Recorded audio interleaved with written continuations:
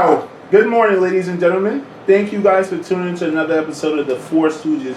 This is a show, I always say it, right? Oh, I'm going to continue to say it. This is the #1 positivity show on the net. As you should. As we should. I'm here with my four brothers, Anthony Bobrin, Waller, a.k.a. Malcolm Stowe, Ryan Burnett, and me, Nick Johnson. We actually got a very special guest in the building today, a Forex guru, right? I know y'all see on social media a whole bunch of different things about Forex. You hear some good things, some bad things. We have someone here that's going to clean it up. His name is Tyleek Williams, and we look forward to hearing a lot from you. Before we get into that, we have two sponsors that the show is brought to you by. So first and foremost, welcome. Good morning, guys. Lovely people, kings and queens. AB here from Clean System. RB from Clean System. Yes, sir. And this episode is definitely sponsored by Clean System. Let's all feel clean again. Good morning, people. Good morning. This is Mal from the Nick and Mal Show. Over there we got Nick Johnson, my brother from the Nick and Mal Show. And yes, this episode is sponsored by the #1 show on the net, the Nick and Mal Show. Yes, sir. Bow! Now, He wasn't ready for that. Nah, we gonna get to that's literally what we always do. But we got Tyleek Williams in the building. First, introduce the people who you are, and then we're gonna get into Forex. Yes, sir. Definitely. So, like you said, good morning. My name is Tyleek Williams. I also go by Ty. I'm just a person that started to just invest in just to kind of just figure things out and just kind of put my ear to what's going on. You know, not to miss out on anything like that. But where I'm from and everything that I do, I'm from Brooklyn, New York. I went to Buffalo State. I did a lot of traveling within the last couple years and just learning more about investing in general, whether it's Forex, regular investing, just trying to put my money somewhere and making it flip.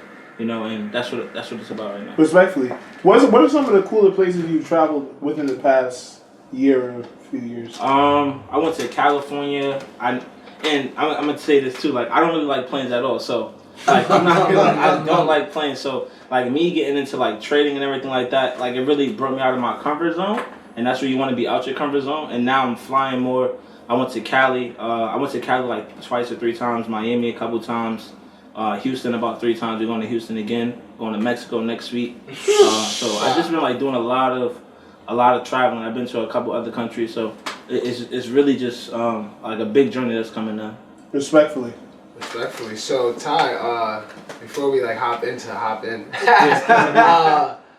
So where do you think the trading mindset? Because I see you saying you refer a lot of your upbringing to trading and how you implemented trading, and it's coexisting with each other. You feel me? So where did that come from?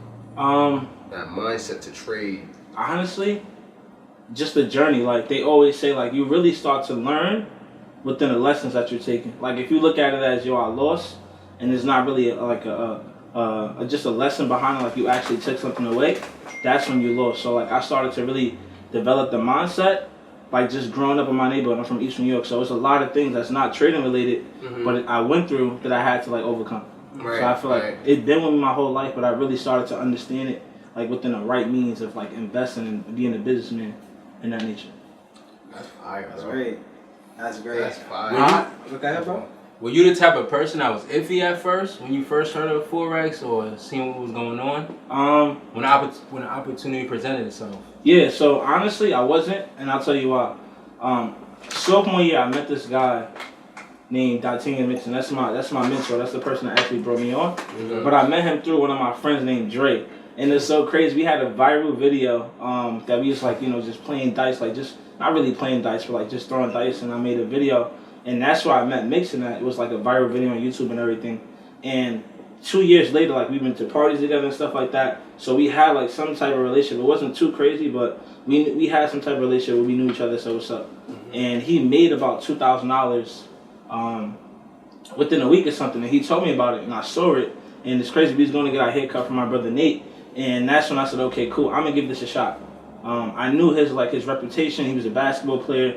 He went to Niagara. I'm this is somebody I actually trust. If he does anything, he wouldn't want to put himself in that situation. Right. So why not give it a shot? And this is before, everybody was talking about Forex. Before it was really, Forex this and Forex that. This was the beginning in 2019, when it was not popular yet. Okay, so not to cut you off, when did Forex officially start then? Because that's a few years ago now. Yeah. In 2021. So the Forex, as far as the market and everything, they've been open for years. Wow.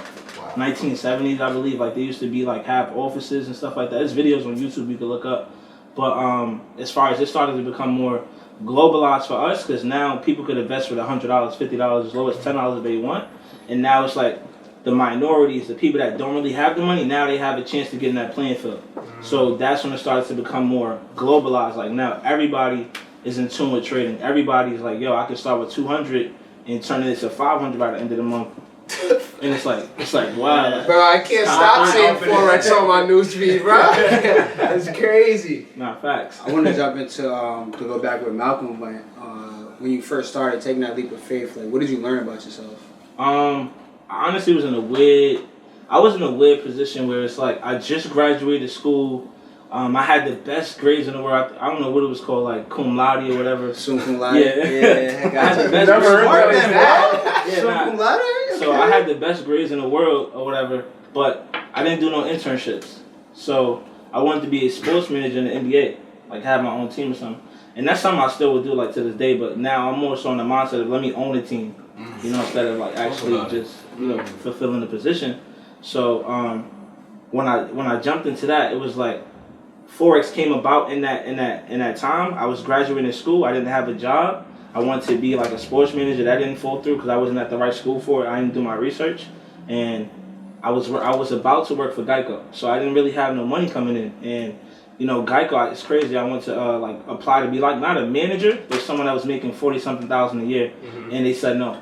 And they called me back a week later after I got started or whatever, and they said, okay, if you can't be a manager, but you could like apply for this position and make $38,000. And I'm like, okay, cool. Like that's, I mean, it's something. I'm not trying to go back home. Like everybody gonna be like, you went to school for 4 years. And like, I wasn't trying to do that, so I said, all right, I'm gonna stay in Buffalo, thug it out for a year at least and work and stuff like that. I'm gonna try this Forex thing out, and that's when like everything came about. So how long was it from the time you started, from the time your mentor said, listen, Forex is what you need to do, to when you was like, yo, this is where I need to be at, and I'm about to make a killing? Yeah, so honestly, my first week, I put $200 in my trading account. I made about $80, and I said, like, I was like GEICO, the training is ridiculous. Really? Like the whole like the test, because you got to take like a state test to do insurance and stuff like that. You got to make sure you know what you're talking about, what you're doing.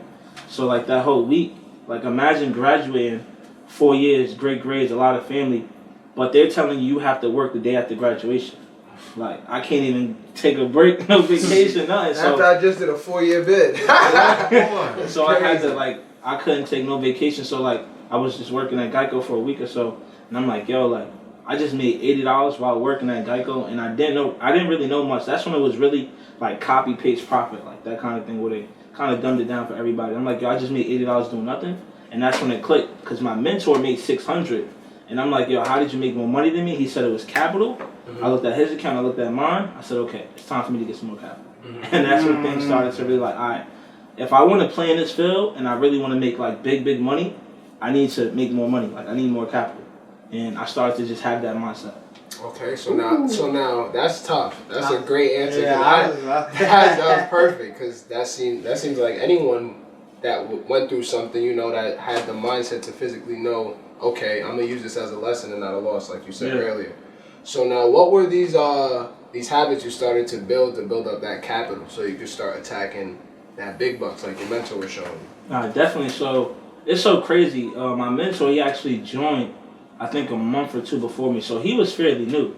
So we were kind of learning together. So like some mistakes that we made, like the people that's in our business now would never make those mistakes, right? So as far as me like starting to grow and stuff like that, it was just more so I started to just save my money instead of going to parties and drinking out and stuff. I started to cut back on that. And then in Buffalo, the rent is super cheap.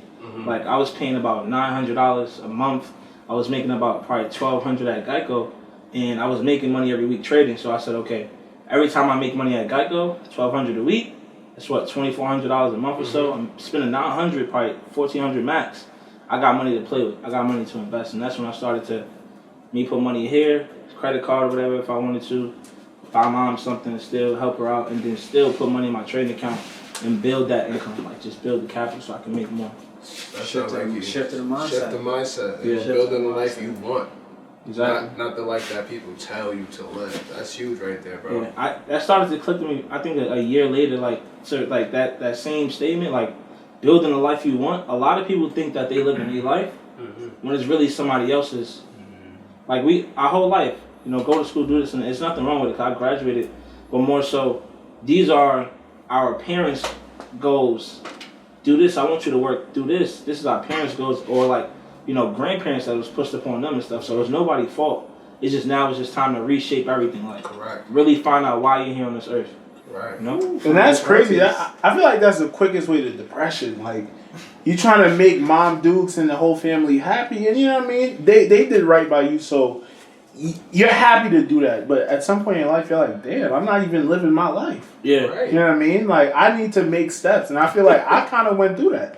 Right? I thought I wanted to be a physical therapist, and then I realized, like, damn, this was my mom's dream for me all along. I got G's, you know what I mean? Like, I got gas in the thinking this is what I wanted.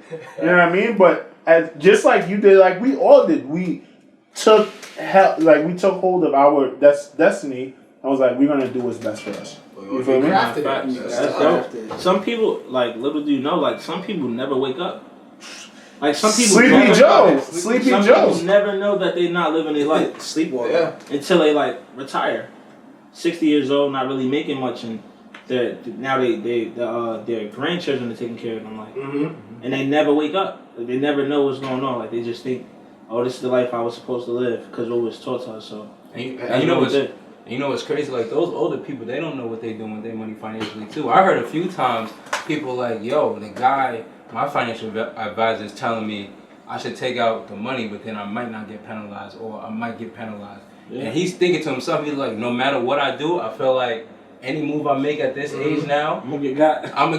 Yeah, it's a fuck up regardless of the fact. Now your trust is all over the place. Yeah, it's crazy. Stuck between a wall and a hard place. But the way I look at I'm gonna call it Forex at the stock market, right? You know what I'm saying? I call it dotting out the market, right? It's a lot of short gains. Some people do go and they get it. Is that how Forex is? And also, what is like the tax penalty for your profits that you do get? Because I know if you short trade in the stock market, you're getting taxed 20% on your gains if you take the money out within there. I believe you need to hold it for 3 months to not get taxed 20%, 3 months or a year, something around there. Like, what's the tax purpose?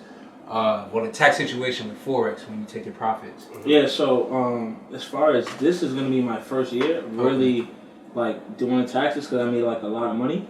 Last year, like I had some losses, I had some wins, but this is my first year. I didn't really make much. I'm like, I'm not gonna like put that in. I don't really know what I'm doing yet. But now that I have like an accountant that's gonna actually do my taxes for me, he was just saying, you gotta send me your broker information and stuff like that. So I think it's about 8%. I'm not sure yet. Like if you make over 10,000, something like that. But that's something I'm gonna get into. Like I'm doing my taxes now for that. So when I do, I'll definitely.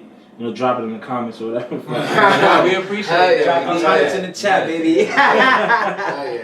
Facts. You want to give your accountant a big shout out? You know what I'm saying? Yeah. We love accountants. People need them. Yeah. Hold on. We got a few accountants in the building. Speaking about shout outs, I mean to cut you a shout out to Nate, you know what I mean? He got the four Stooges looking fresh. He got the four Stooges looking fresh. Big up for Nate. We all just got a fresh cut 2 hours ago. So Nate, shout out to you. Thank you for being in the building. No problem.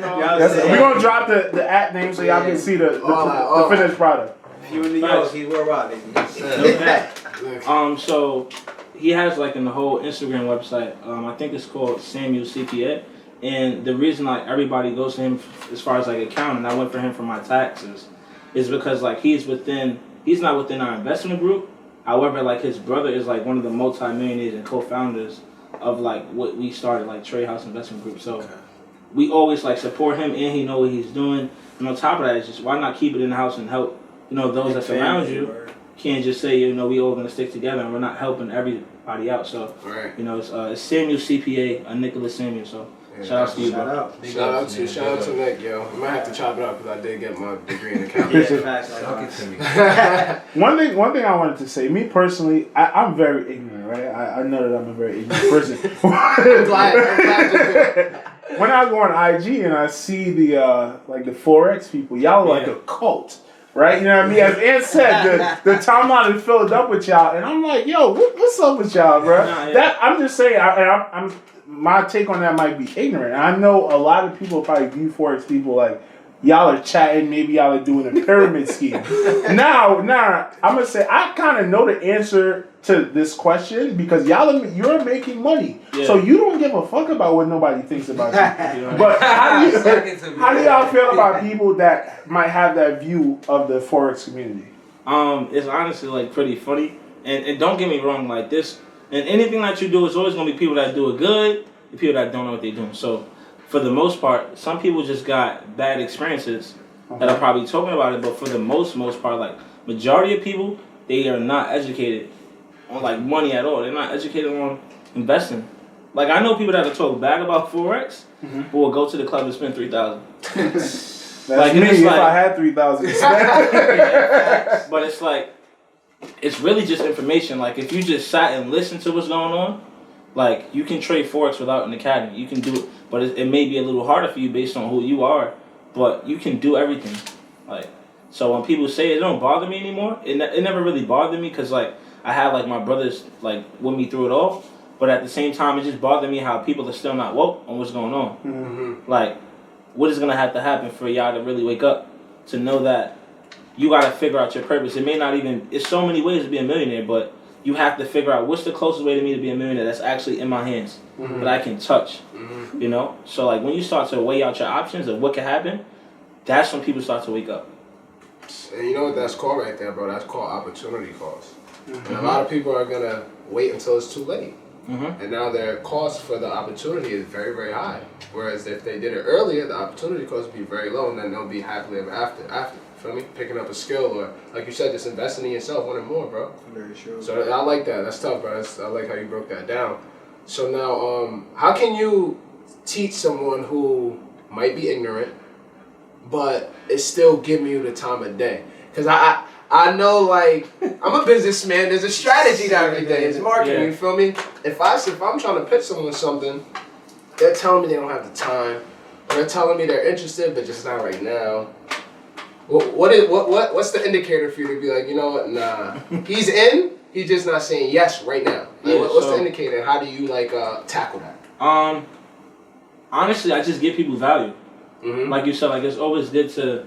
In order for you to give, you have to serve. So I don't just expect people to just join my team or invest with me. I want people to really learn like life hacks.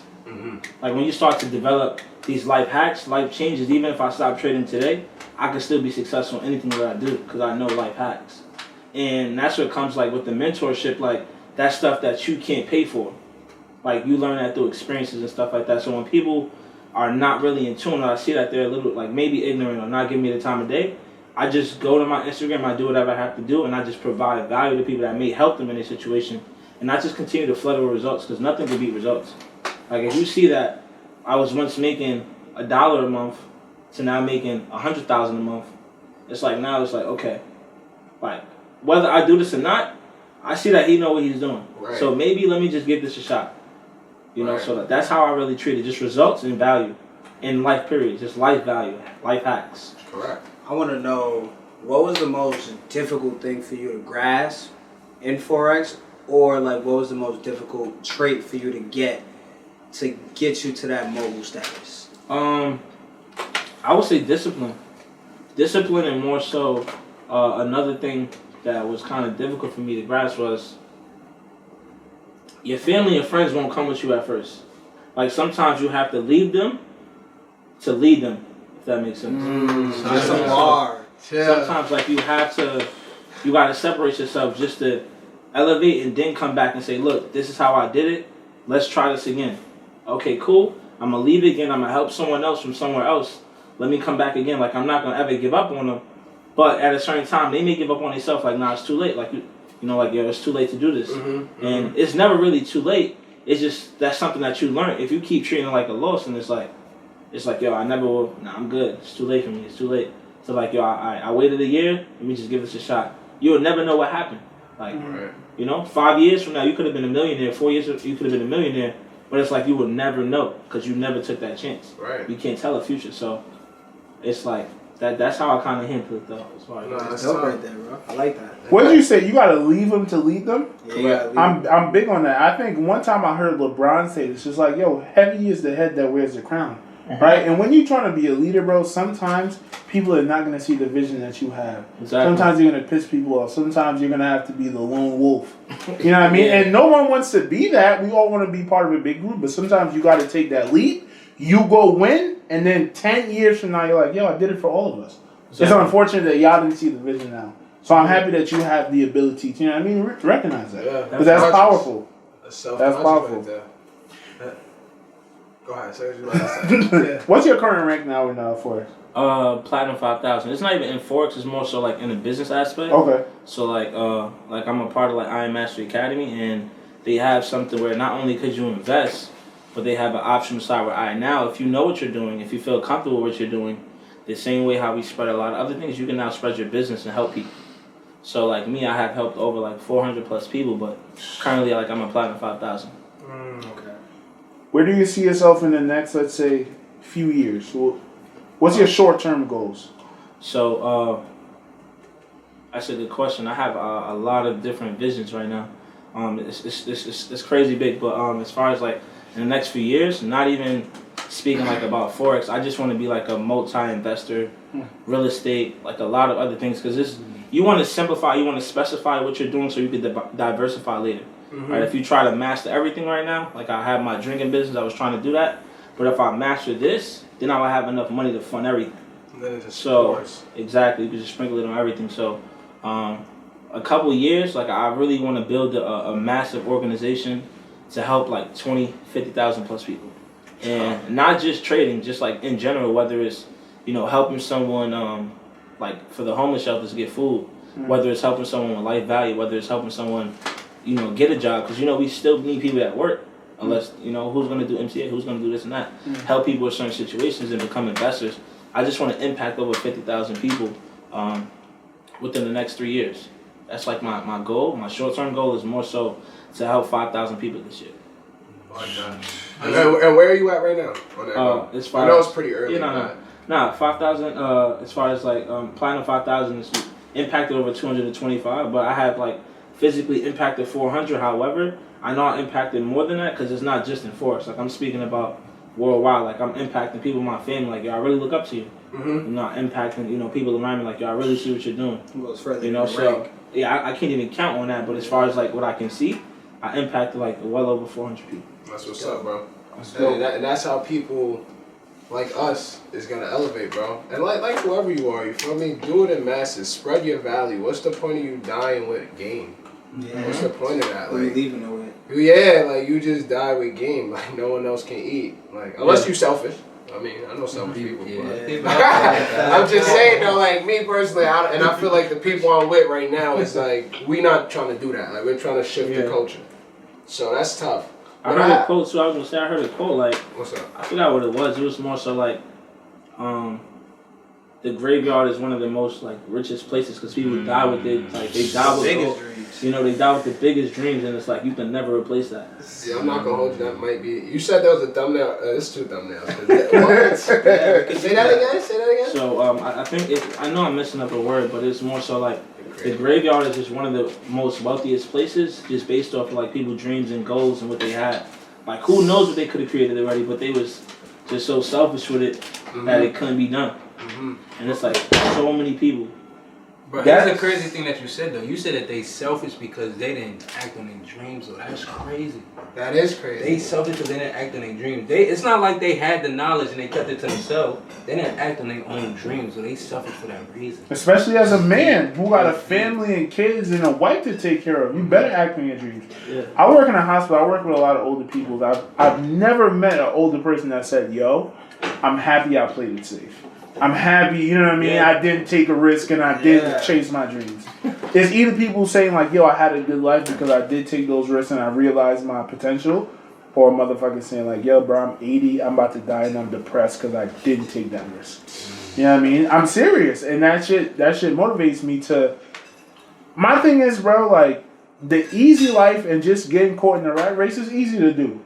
We don't have to be. A lot of people are scared to chase their dreams because they're scared that the 9-to-5 job is gonna, you know what I mean? Like, be too far for them when they decide to come back. Mm-hmm. Chase your dreams, right? If your dreams don't work out, then what do they say? Shoot for the moon. If you don't hit it, you land on the stars or something like that. but don't be left on Earth because they're gonna leave this motherfucker soon. That's a fact. But being that you said that about the old people, and they're like, I like how you brought that up because there's a lot of old people that's on their deathbed, but they have no regrets. Yes. You know, one of the biggest keys is to die without any regrets. Mm-hmm. But there's something that enabled them to be able to say that on their deathbed. There was a fire in them every single day that lit their ass on fire to fucking go get it. So now, what is yours, Talik? Like, what is the fire? What is inside of you that makes you want to keep giving people value? Makes you want to get better as an individual, become a better Talik? Yeah. Like, what is that? Like, what gets you going? Like. Yeah. So as far as what gets me going, it's really just my mom. Like, she's one of the strongest, like, on this earth, like, women on this earth. Not to, like, sound, like, kind of crazy, but as far as, like, I'm the second oldest out of 5. Mm-hmm. So, like, I have an older brother, I have younger siblings, one younger brother, 2 younger sisters. My father passed away when I was 9. Mm-hmm. So that was 2005, around, 16 years ago now. And I just saw, like, she did have family help, like, you know, they did help out, but I saw, like, the struggles that she went through, but I didn't really, it's a difference between seeing and really realizing what's going on. Like, when I was in college and I started paying bills and this and that, I'm like, okay, this is what she was going through, and we were acting crazy. We were doing this, we were doing that. And that's what really keeps me going. Like, just seeing that she was struggling and she didn't really know better as a parent on what would be best for all of us right away, like, as far as investing and things like that. So now I can't play with my success because if she was me right now, she wouldn't play with it, kind of thing. Mm-hmm. So, like, when I think like that, it's like, all right, I can't like, give myself the short end of the stick and play with this. I gotta take it to the next level. Oh yeah. It's real tough. Yo, Talik, we appreciate you coming through, bro. I know you got somewhere to go, so we don't want to hold you too long, but this was dope, man. A lot of great info. Great, bro. And first off, it's so organic. Right. Last month we had a crazy organic interview. This month is like all of our friends. Like, these are friends we're talking about. We're not going out searching for these people in this room right now. Like, these are all friends, and it's crazy to say, like, I could say 90-80% of my people that I grew up with, that I'm around consistently, are doing well for themselves, and I give myself a pat on the back, and all y'all a pat on the back, because without y'all, this wouldn't be happening. So I love to show gratitude. I just watched The Secret. Y'all go tap in. Yeah, The Secret is tough. Gratitude. Definitely go tap. I gotta watch that. Y'all was talking about that this morning. The Secret is tough. Talik, we appreciate you for coming through. Appreciate Yes, you, sir. brother. Yes, sir. Definitely appreciate you. Vibes. That's a new thing. We dapping up before. You got it. Ladies and gentlemen, it's the Four Stooges. We out. I just crossed another nigga over, tell him guard up. Double tap the button up on the key, the car gon' start.